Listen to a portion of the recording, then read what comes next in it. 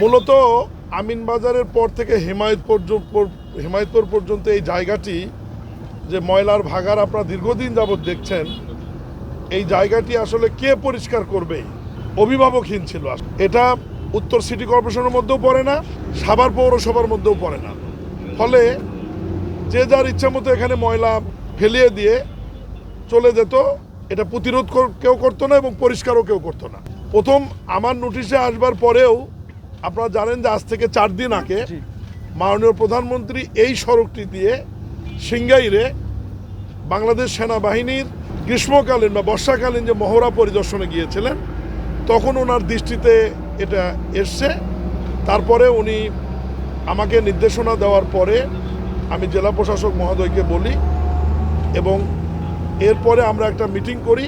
সেই মিটিংয়ের সিদ্ধান্ত অনুযায়ী এখন কেরানীগঞ্জ উপজেলা নির্বাহী অফিসার, সাভারের উপজেলা নির্বাহী অফিসার, জেলা প্রশাসন যৌথভাবে আমরা সিদ্ধান্ত নিয়েছি যে 1.8 কিলোমিটার রাস্তা যেটি, সেটার ময়লাগুলো আমরা পরিষ্কার করে, ডিসি সাহেব ইতিমধ্যেই বলেছে যে 15 ফিট বালু দিয়ে আমরা নেটিং করে ব্যারিকেড তৈরি করে নিম গাছের চারা আমরা রোপণ করব।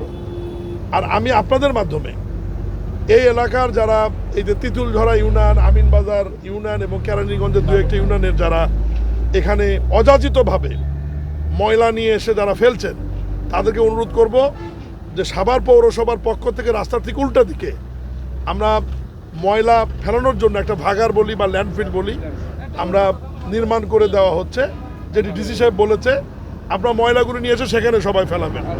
আমরা আপনাদেরকে সহযোগিতা চাই, কারণ এই গন্ধটি আমি যেহেতু বগুড়ার মানুষ, আমি যাওয়ার সময় এটা উপভোগ করছি আজকে প্রায় 30 বছর। এখন বর্তমান গণতান্ত্রিক সরকার এসে আমরা যেহেতু উদ্যোগটা নিয়েছি, আমাদের এই উদ্যোগটাকে সবাই সহযোগিতা করেন।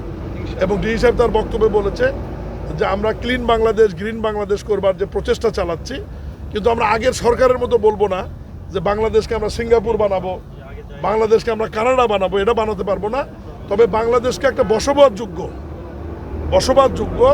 রাষ্ট্র বানানোর জন্যে এবং মানুষ যাতে নিশ্চিন্তে তাদের শ্বাস প্রশ্বাস নিতে পারে, এটা করবার জন্য রাষ্ট্রের পক্ষ থেকে, প্রশাসনের পক্ষ থেকে যেটুকু করার প্রয়োজন আমরা করবো ইনশাআল্লাহ।